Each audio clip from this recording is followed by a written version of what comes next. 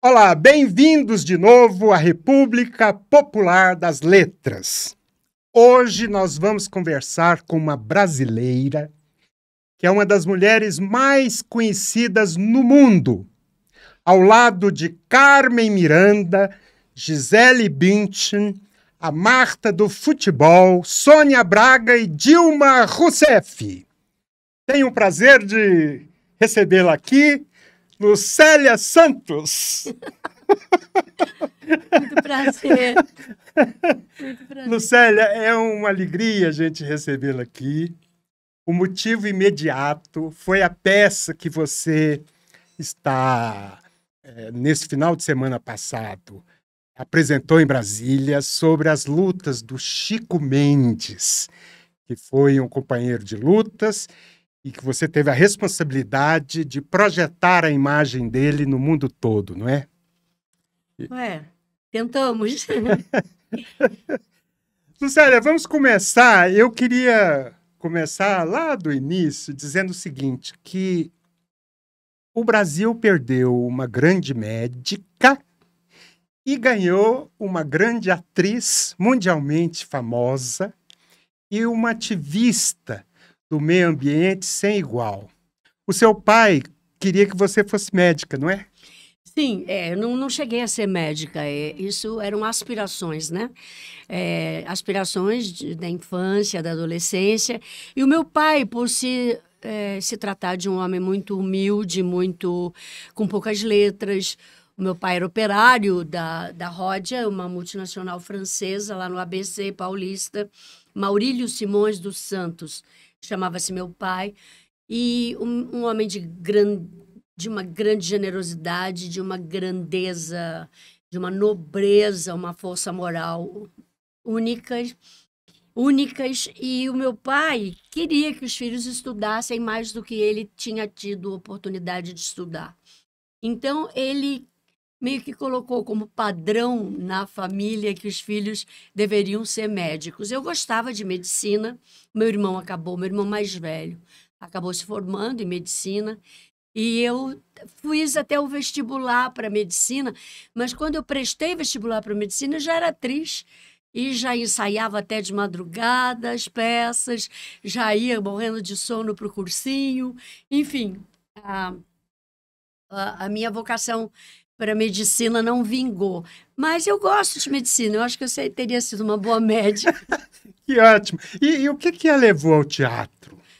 A minha relação com o teatro foi imediata, foi uma conexão fulminante, imediata. Eu fui assistir uma peça da Marília Pêra com o colégio, numa excursão do colégio, e já me conectei definitivamente. Eu entendi que aquela caixa preta, aquele box, que a gente chama de caixa preta, porque o teatro é todo fechado, né, e escuro, ali naquele ambiente, naquele reduto, você pode contar a história que você quiser criar e imaginar.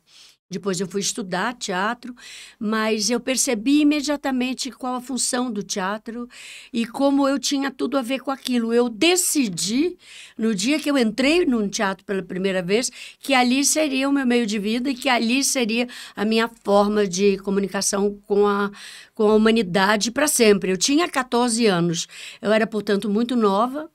Eu tinha 14 anos quando eu comecei a fazer teatro. Sim. Quando eu fui assistir Marília, eu tinha 12. E já me liguei e com 14 estrei. E aqui estou eu até agora no teatro. E uma coisa que a gente sabe é que, ao mesmo tempo que você começou a carreira de teatro, você já era uma pessoa rebelde, que lutava por causas populares. Nunca fui rebelde.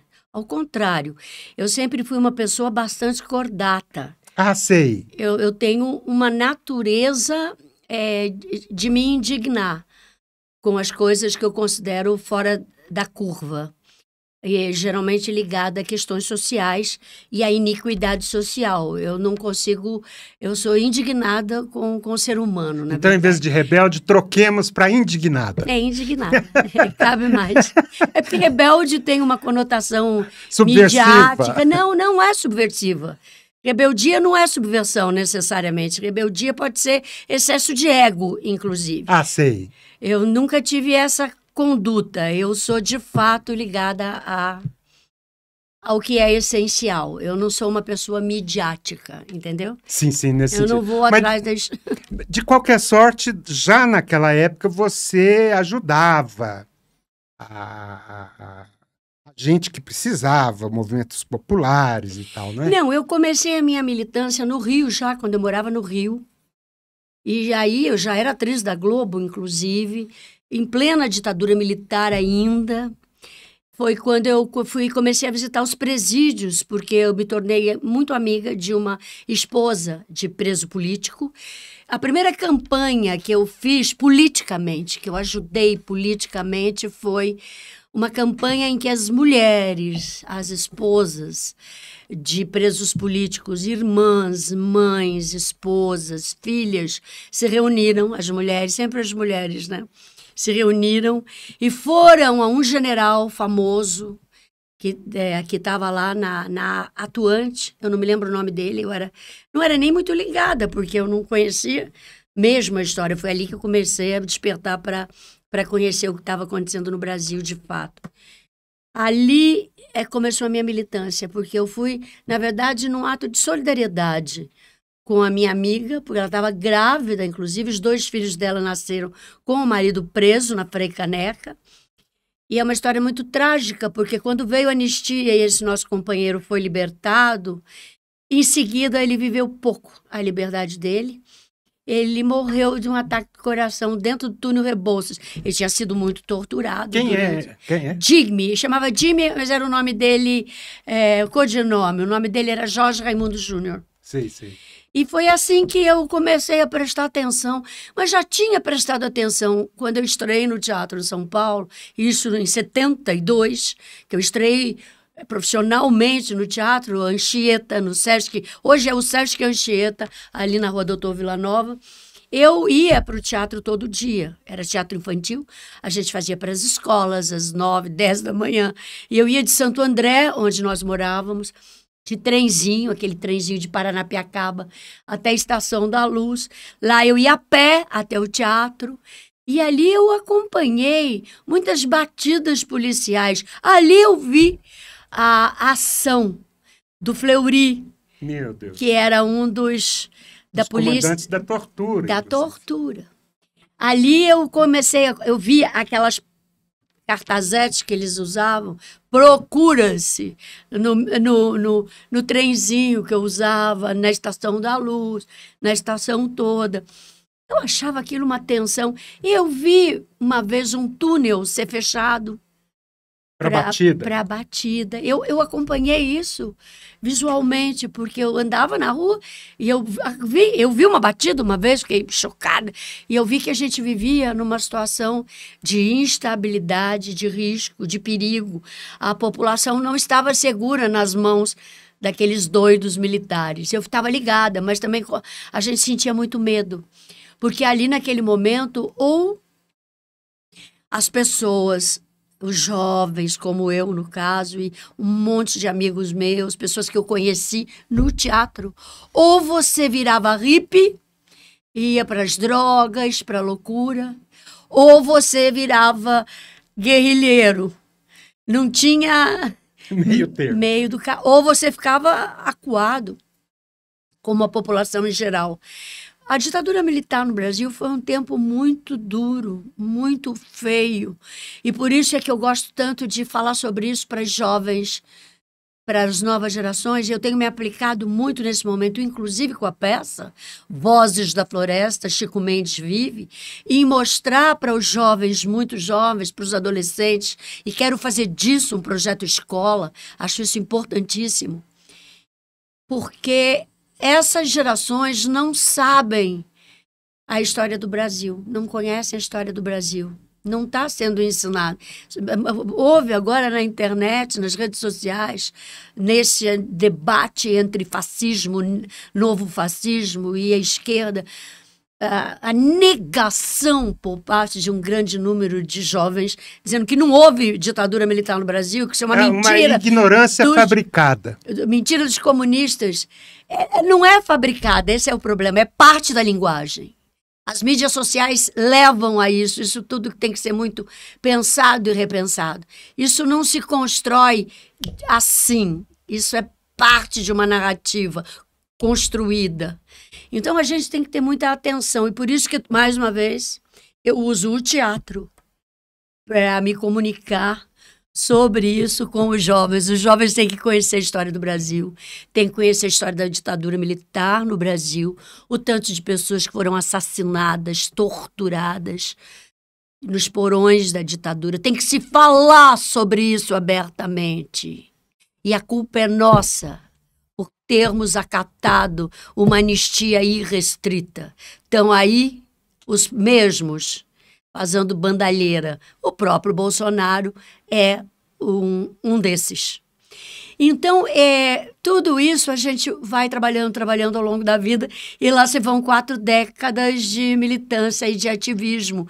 E a peça também, o Chico Mendes, eu gosto de fazer porque pouca gente no Brasil, inclusive aí até bote aí para além dos mais novinhos, não conhecem a história de Chico Mendes. Não sabem que o Acre e a Amazônia têm uma história de 4 décadas de resistência.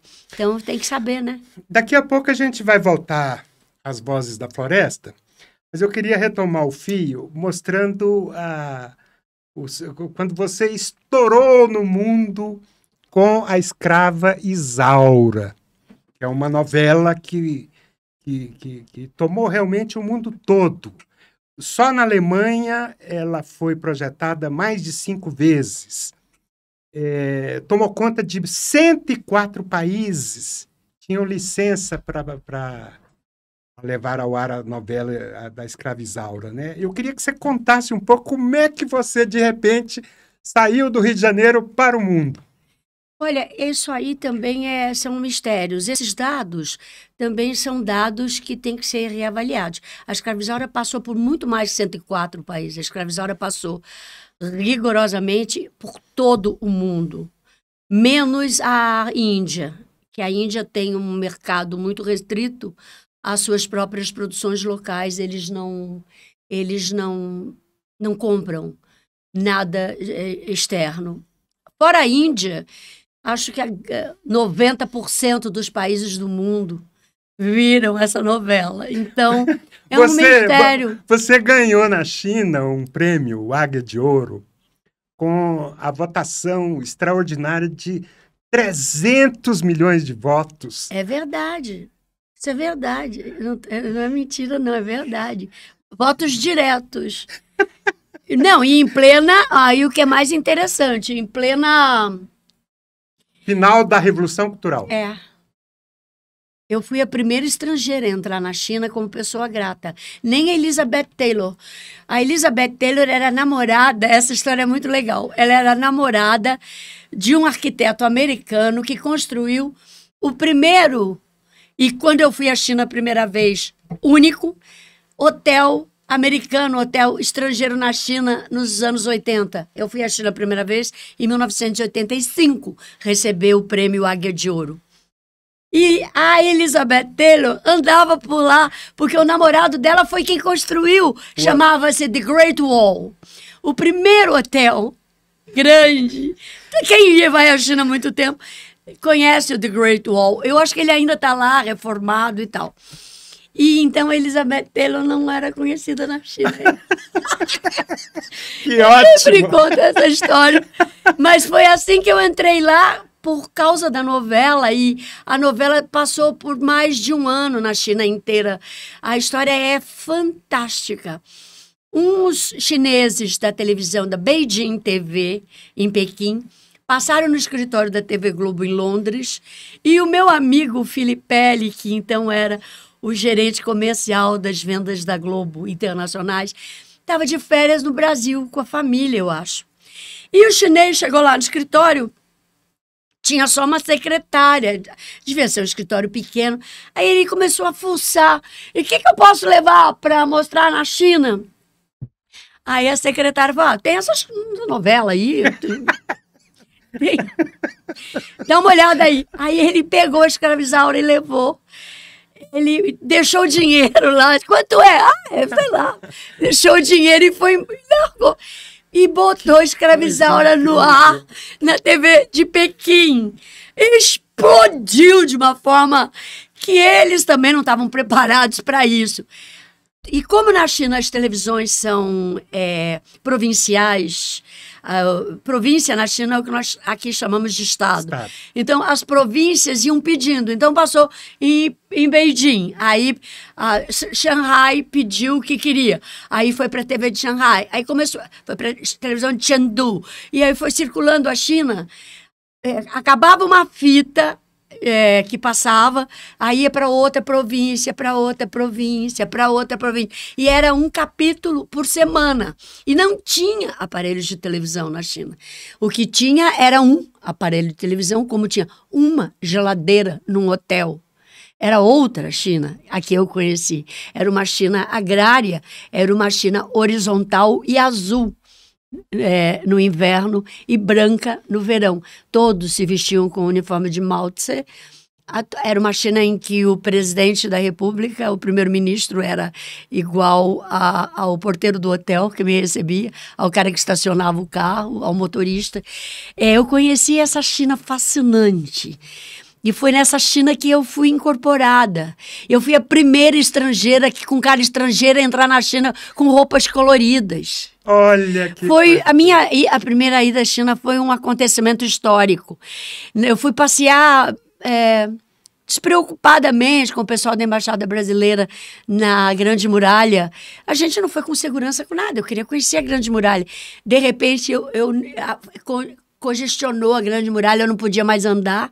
As pessoas que estavam, meus amigos da embaixada, quiseram me dar segurança, mas era impossível, as pessoas avançaram. Eu subi numa torre e fiquei lá em cima acenando. A TV Globo tem essa imagem, de vez em quando eles mostram. Eu acenava para a população, aquela monte de coalha. Isso é histórico.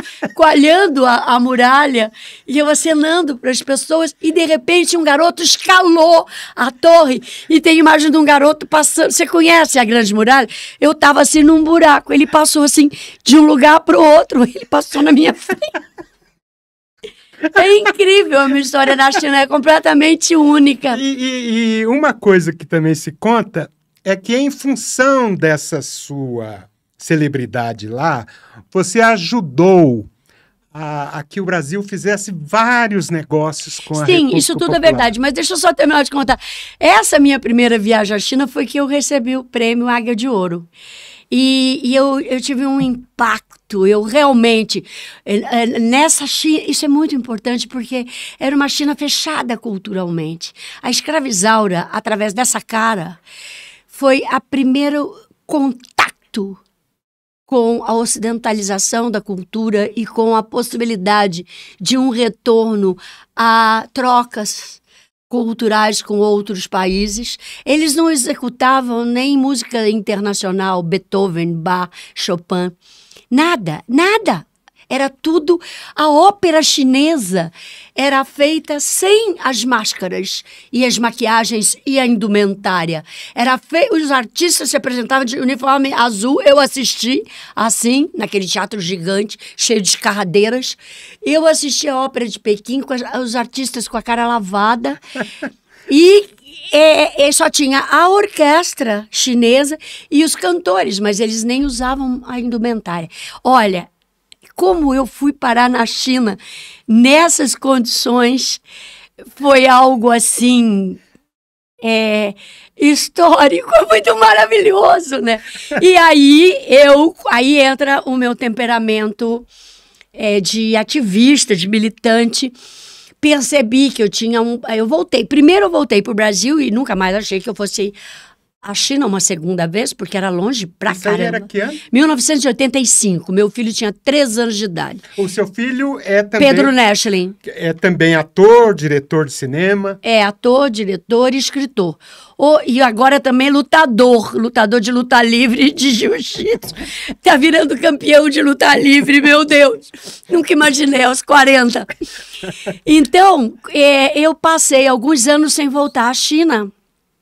E comecei a ser convidada de novo para voltar à China. Praticamente todo ano me convidavam para voltar à China. Shanghai, Beijing, Sichuan, Chengdu. E eu passava sempre na Embaixada do Brasil, em Pequim. E eu percebi que eu tinha um trabalho a fazer nesse setor da cultura. E eu construí uma ponte de relações culturais com a China. Eu comecei a convidar as televisões chinesas a virem ao Brasil. Muitas delas vieram a meu convite. Eu tenho uma pequena produtora. Eu recebia as equipes, viajei com muitos deles pelo Brasil. Eu produzi os documentários para eles sobre o assunto que eles queriam levar, porque a mim me importava mostrar o Brasil modernizado. E aí portanto, eu quero falar com o pessoal do futebol. Aí eu levava eles na escolinha do Zico, a conversar com vários, quero ver o Pelé. Aí eu levava a equipe, e o Pelé, tão generoso, recebeu uma equipe da TV chinesa no aeroporto, entre agendas, e assinou a bola. O chinês chorava. O Pelé assinou Pili, não é Pelé, é Pili. Então, assim, eu fui uma embaixadora da cultura nessa mão dupla China-Brasil. Eu fiz um filme de longa-metragem que eu produzi e fiz mais 6 filmes documentários chamados China Hoje, o ponto de mutação, com Macau, a China em transformação, e depois também a reindexação de Macau e Hong Kong. E foi assim a minha história com a China. E aí comecei a lutar para fazer coproduções, o que é tudo muito complexo, porque a China, como a Índia, tem uma cota de tela bem rigorosa e tem estatutos de coprodução internacional rigorosos, eles estão certíssimos. Aqui um dia nós chegaremos lá também. E eu consegui muitas coisas, eu consegui rodar um longa-metragem lá. Eu tenho muitos amigos produtores na China, produtores de cinema. E agora, parece que na comitiva do presidente Lula, finalmente o Brasil vai colher os frutos desse trabalho, porque os chineses querem, de fato, o que eu tanto lutei para conseguir, que ninguém me dava ouvidos, porque achavam que eu era louca. Coprodução bilíngue, entre mandarim e português. Aquilo era um delírio meu, né? Agora vai se tornar uma realidade concreta, comercial entre os países. Então é isso. Eu queria voltar nesse aspecto que você também colaborou para que o Brasil fechasse negócios. Sim. Né? Eu fui... A pessoa que teve uma grande visão a meu respeito nesse sentido foi o Fernando Henrique Cardoso, que gentilmente me convidou para sua comitiva quando ele foi à China a primeira vez, e eu já tinha lançado os filmes que eu tinha feito, os documentários, em contrapartida China-Brasil, Brasil-China, porque eu trazia as equipes para cá, depois eu ia para lá com a minha equipe e eles me recebiam. Esse era o nosso estilo de trabalhar. Isso era muito, muito simpático. E o Fernando Henrique me convidou, e nessa viagem ele fechou acordos comerciais muito importantes.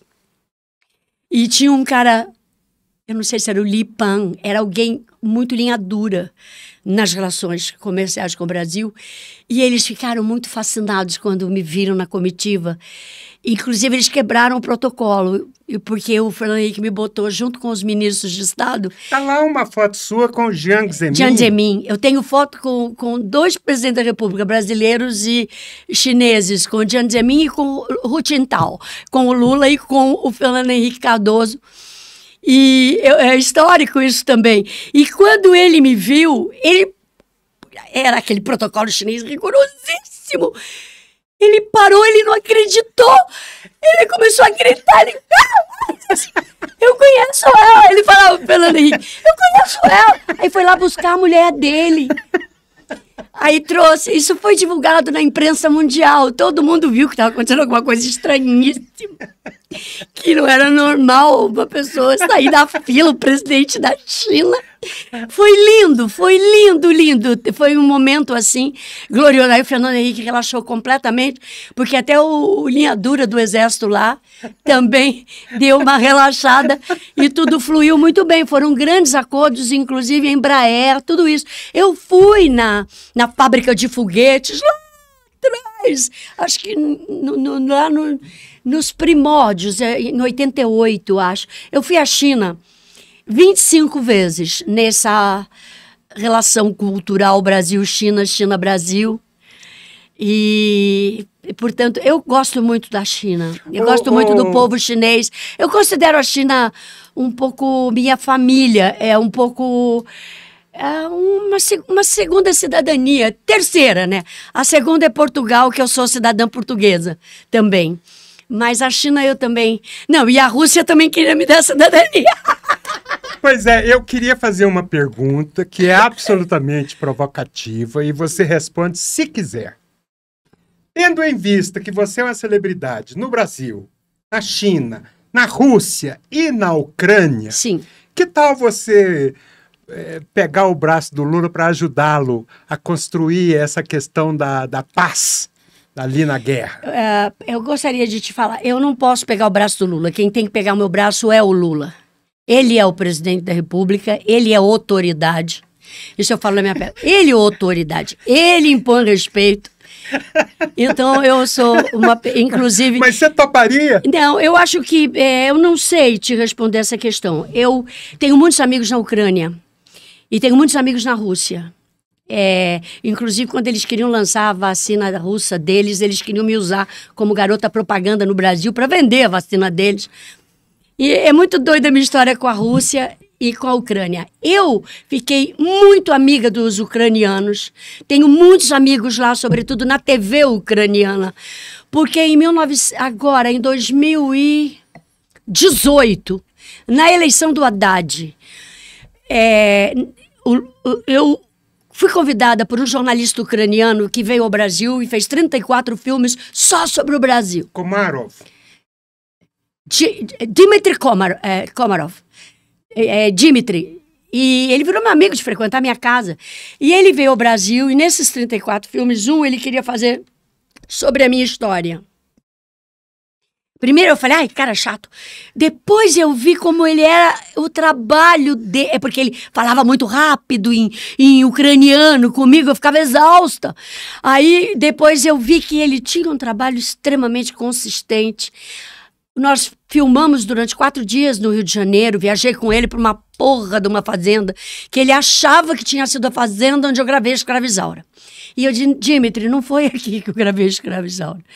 Depois, chegando à fazenda, que foi totalmente renovada, eu vi que é uma fazenda, de fato, onde a Globo gravou muitas novelas, e é possível que eu tenha tido cenas, sim, mas não na casa principal. No canavial, pode ser que eu tenha filmado, sim. Então, aquilo para eles é uma fantasia. Imagino que é Escravizaura para os ucranianos. É uma coisa impressionantíssima. Aí, eu fiquei com o Dmitry. No final das nossas gravações, ele falou para mim, venha à Ucrânia comigo lançar a minha série sobre o Brasil. Eu falei, claro que eu vou. Aí ele me contratou e lá fui eu para a Ucrânia com o Dmitry e viajamos o país inteiro durante 15 dias. Era cada dia numa cidade, portanto eu choro se eu pensar que a destruição por bomba desses locais onde eu passei agora, eu realmente fico muito tocada. Muito tocada. Essa guerra é indecente, entendeu? E a minha intérprete e as pessoas da TV que se tornaram meus amigos, além do que, um ano depois, imediatamente um ano depois, uma jornalista ucraniana da BBC de Londres ganhou um concurso para um documentário comigo. E eu fui de novo à Ucrânia, para outras cidades, e conversamos com 4 Isauras, mulheres da faixa dos 30 anos de idade que foram batizadas de Isaura. Isaura Polyakov. Por causa Incrível, por causa da Isaura, por causa da Isaura. Eu conheço uma cigana, líder Isaura, que eu acompanho ela no Instagram, líder da comunidade cigana local, uma grande militante da causa cigana. Enfim, eu tenho muitas histórias aí com a Ucrânia, com a Rússia. Aí a Rússia ficou com ciúme. Em 2018, quando soube que eu tinha passado pela Ucrânia, me levou para a Rússia para fazer o Natal da TV BRICS. E me condecoraram como embaixadora da TV BRICS pelo Brasil para a TV BRICS. Então, eu passei o Natal na Rússia e acabei não indo a São Petersburgo, que eu queria conhecer, não teve tempo. E agora, depois, olha, o Dmitry trouxe os pais dele jantar em minha casa. A guerra estourou no ano passado, né? 22 em fevereiro. E um pouco antes do Natal, em 2021, o Dmitry teve em minha casa com os pais dele. E a gente até conversou sobre política, um pouco sobre as dificuldades e tal. E ele é totalmente pró-Ucrânia, claro, né? Claro. E em seguida veio a guerra. Então, realmente essa guerra por isso que eu digo, você é a embaixadora ideal para ver se eles conversam. Eu andei gravando algumas coisas para a TV ucraniana, mas não adianta, a gente tem que conversar com os russos. Claro, que nem o Fiola, né? Bom...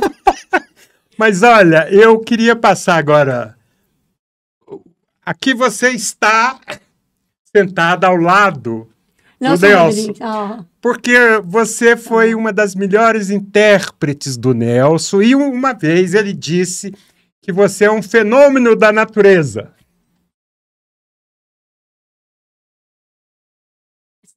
Qual a pergunta? Não, a pergunta é essa. Você é um fenômeno da natureza? Eu sou. Mas não no sentido... no sentido... no sentido fenomênico. Eu sou que nem a natureza, eu sou que nem o trovão. Uma força da natureza. E como é que é essa relação sua com o Nelson, com o teatro dele? O Nelson agora corre o risco de ser... cancelado, a gente está na fase histórica dos cancelamentos. O Nelson Rodrigues é um gênio absoluto da dramaturgia brasileira, da língua portuguesa brasileira, das letras brasileiras. O Nelson Rodrigues era um crítico da sociedade em que ele viveu, da hipocrisia da classe média branca, supremacista, patriarcal. E o Nelson, e da tara, né? A tara sexual dos poderosos. E essa relação de tara relacionada a poder. Ele explorou isso no universo dele, da sua dramaturgia, que é um universo trágico. Para você entender a dramaturgia de Nelson Rodrigues, você tem que ter estudado e lido outros grandes dramaturgos universais, como Dostoiévski. Aliás, o Nelson sempre se referia a Dostoiévski como o escritor que fez a cabeça dele, né? Então, o Nelson se apaixonou por mim também na Escrava Isaura. Ele era fofo. Eu não conhecia o Nelson tanto, eu tinha estudado na escola. Claro. Mas, quando ele mandava recados para o Gilberto Braga, perguntando o que vai acontecer com Isaura, você precisa me contar, ele não esperava, ele não tinha paciência de esperar o capítulo. Então e ele dizia que eu era uma beleza, que eu era pura, ele tinha uma paixão. Olha que porque eu era o estereótipo dos personagens que ele criava no imaginário dele. Eu tinha a divisão necessária, a esquizofrenia necessária como intérprete, como artista, como atriz, para interpretar o lado da pureza das personagens dele, em contraponto com o lado demoníaco, visceral e banal. Mais que isso, pervertido das personagens que ele escrevia, das personagens femininas que ele criava. Então, ele percebeu essa minha veia dramática, e tem isso também que eu tenho. Agora eu já estou velha, mas eu teria feito... Eu fiz muitas delas, mas todas as mocinhas da obra rodriguiana eu encaixava como um perfil de atriz, o que é uma coisa muito rara. Porque para um ator, para uma atriz ser intérprete de Nelson, você não pode ter preconceito. Nenhum tipo de preconceito. Nenhum. E o preconceito é limitativo. Um ator que vai para o set de filmagem ou para o palco com algum tipo de preconceito não consegue interpretar Nelson Rodrigues. Isso serve também aqui para os diretores atuais. Então, assim, o Nelson Rodrigues é o mais evoluído, é o mais avançado na sua radicalidade da encenação, da imaginação, como bem pregava Stanislavski, que é o que leva ao processo criativo. O Stanislavski dizia que a matéria do trabalho do ator é a imaginação. Sim. Tudo o que você puder imaginar, você poderá criar. Mas ele dizia, atenção, só crie aquilo que você puder construir. Ou seja, isso tem muito a ver agora com as tragédias todas que acontecem nas redes sociais, né? As pessoas estão um tanto confusas. Eu acho que a história das redes sociais hoje vem para confundir as pessoas, o tal do fake news. Por isso é que é tão urgente que se regulamente logo essa parada pela saúde dos usuários. Sim, sim, sim. Bom, vamos passar então para o Chico Mendes. Você conheceu o Chico Mendes nessa entrevista. E 6 meses depois, ele foi assassinado. Eu queria que você contasse esse episódio, de como é que foi esse encontro, como é que você chegou lá, como é que se você já estava interessado nas questões da Amazônia. Eu era vice-presidente do Partido Verde. Quando teve a anistia, os presos políticos foram libertados e o pessoal que estava fora do Brasil foram anistiados e retornaram ao Brasil, estavam exilados. Sirkis, Mink, Herbert Daniel, que foi um dos militantes mais importantes da questão LGBT no Brasil, foi um dos precursores. Gabeira, quem mais? Não posso esquecer a rapaziada. Então, todos aí. O Sirkis morreu durante a pandemia, num acidente de automóvel, estupidamente, no Rio de Janeiro. E nós estávamos lá, eu era vice-presidente do PV. E nós tivemos uma reunião em Petrópolis, onde o nosso convidado de honra foi o Chico Mendes, que foi convidado pelo Sirkis, porque ele deveria nos falar sobre o projeto que ele estava desenvolvendo para a Amazônia de reservas extrativistas. As famosas reservas extrativistas. E eu estava gravando novela, acabei de gravar novela, fui para Petrópolis. Quando eu chego, eu dou de cara com o Chico Mendes. E quando o Chico começou a falar, isso é parte de um dos atos da minha peça. Eu fiquei muito impressionada com ele, com o projeto, com o que ele estava propondo, com o que aquilo poderia servir de instrumento de resolver e solucionar grande parte da questão ambiental. E ele era o homem. Ele tinha o lugar da fala. Ele era o seringueiro do Acre. E ele sabia perfeitamente o que estava fazendo. Sustentabilidade. Ele inventou isso. Foi ele que criou o conceito de sustentabilidade. A reserva extrativista é quem criou o conceito de sustentabilidade. Hoje em dia as pessoas repetem, mas quem criou e entendeu o que é isso são os povos originários. A sustentabilidade não é um projeto que aconteceu a partir do problema do clima. Isso é uma luta do Brasil de 4 décadas. E quem criou essa história foi o Chico Mendes. Então, eu fiquei muito impressionada com aquilo tudo. E eu falei para os meus companheiros assim, se a gente quer realmente ter um Partido Verde no Brasil, vamos seguir esse homem. Ele é o chefe. Vamos seguir o Chico. Aí o Chico também estabeleceu logo uma conexão comigo e falou para mim. Ele adorava novela, né? Eles viam novela direto. Todos esses sindicalistas lá, na hora do jantar, iam ver novela. Aí ele falou, companheira, vem me apoiar lá em Chapuri, na minha candidatura à reeleição do sindicato. E a gente aproveita e faz o primeiro encontro nacional das mulheres seringueiras. Eu falei, claro que eu vou. Quando? Dia 1º de maio. E eu tenho uma tradição, todo 1º de maio eu passava lá no ABC com o Lula, com a companheirada lá em São Bernardo. Sabe? Que quando juntava aquele povo todo, eu ficava tomando conhaque Dreia com o Lula. Na boa época do PT.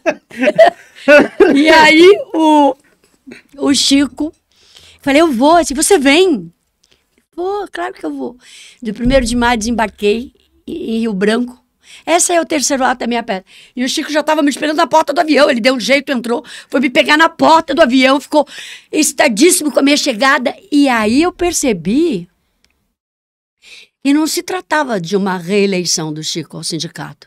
Ele estava marcado para morrer, ele estava sendo ameaçado de morte, mas ele não tinha me contado essa parte. Nesse dia, num evento que nós fizemos do Coreto, que ele discursou, o Raimundão discursou, outros companheiros discursaram, acho que até eu discursei, a gente estava ali no Coreto, o tal do filho do Darli ficava arrodeando o Coreto, montado a cavalo, com chapéu de boiadeiro. E eu estava levando comigo um fotógrafo da Folha de São Paulo, a pedido do Gabeira, para escrever uma matéria para a Folha de São Paulo. Esse chamava-se Homero, esse fotógrafo. E eu pedi para ele fazer uma foto. Então, ele fez a foto do cara que baleou o Chico Mendes. E essa foto foi capa do Paris Match, de grande imprensa internacional, a foto do assassino do Chico. Mas até aí... Aquilo para mim parecia um monte de loucura e uma fantasia, entendeu? Uma fantasia. Mas mesmo assim, eu fui ao governador do Acre e briguei com ele, gritei com ele, que eu era muito mais aguerrida, agora eu sou muito calma. Eu era aguerrida, eu falei, você tem que botar segurança de corpo pro Chico, nós temos que defender a vida do Chico, você tem que botar as pessoas para darem segurança a ele. E ele de fato botou.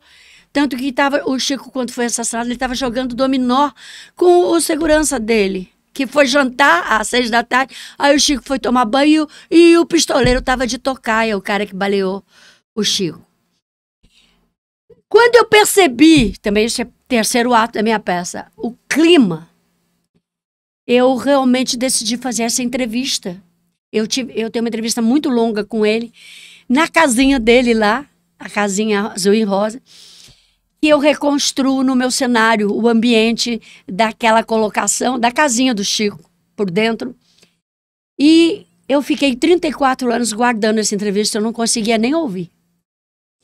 E aí, no ano passado, eu não aguentava mais aquele cara que eu não falo o nome, o que se disse, o passador de boiada, sabe? Ministro de Meio Ambiente do... Ministro contra o ambiente do Bozo, e que diz que Chico Mendes é irrelevante, falou no Roda Viva. Eu fiquei crispada, falei, ok. Aí tirei as fitas e comecei a construir, convidei a Zezé para a me ajudar na construção da dramaturgia. A Zezé não queria fazer de jeito nenhum, porque ela é jornalista. Ela disse, a gente demorou 1 ano nesse processo de construção do texto, porque dramaturgia é diferente, não é uma narrativa, é uma construção diferente, é afetiva, né? E a Zezé fez um trabalho lindíssimo e a gente estreou a peça o ano passado no Sesc, em São Paulo. E... Aqui não cai um pé de pau, não passa, não passarão. Ninguém abandona a defesa dos povos da floresta, ninguém desiste do legado de Chico Mendes, ninguém solta a mão de ninguém. Isso é uma fala sua na peça. Não, não é na peça, isso é da Carta de Chapuri. É da Carta de Chapuri? É que isso foi em 2018, que teve um grande encontro nacional, internacional. Tinha muita gente lá em Chapuri e a gente encerrou com uma carta pelo legado ao Chico. que o último parágrafo é esse. Isso é lindo, né? É muito bonito. Mas então, deixa eu te falar. Você sabe o que eu quero fazer? Fala. Não, o que eu queria dizer é o seguinte: de alguma maneira eu tenho uma ligação com o Chico Mendes, porque eu, em 1976, eu vendia o jornal Movimento antes de virar jornalista e começar a escrever para o jornal.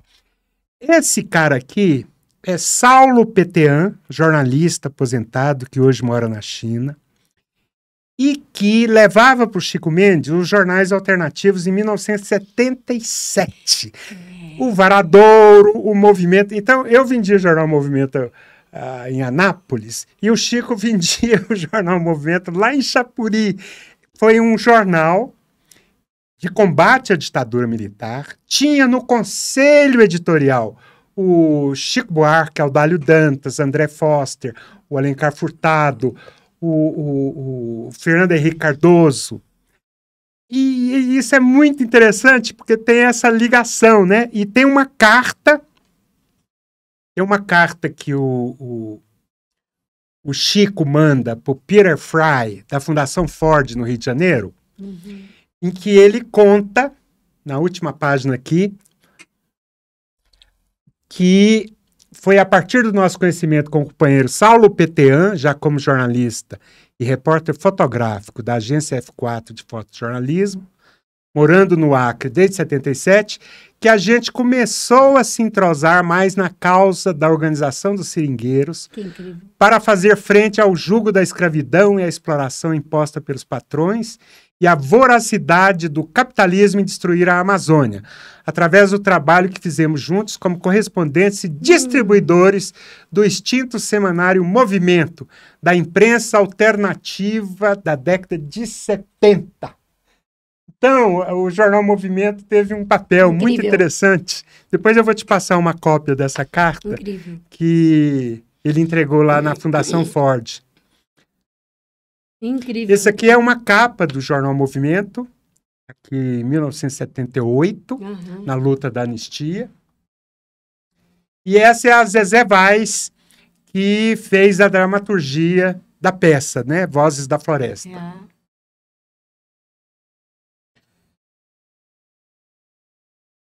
Então, você sabe que o que eu quero fazer com a peça é levar para os estudantes. Inclusive, se você tiver contato com o pessoal da universidade aqui, claro, da Universidade de Brasília, porque eu acho que a gente tem que fazer um projeto de escola potente para as universidades e para o ensino médio, sabe? Você sabe que aqui na Universidade de Brasília nós temos muitos indígenas estudando, inclusive alguns doutores. Então, eu acho que seria muito interessante se esse pessoal se interessasse em divulgar a peça, não é? Com certeza.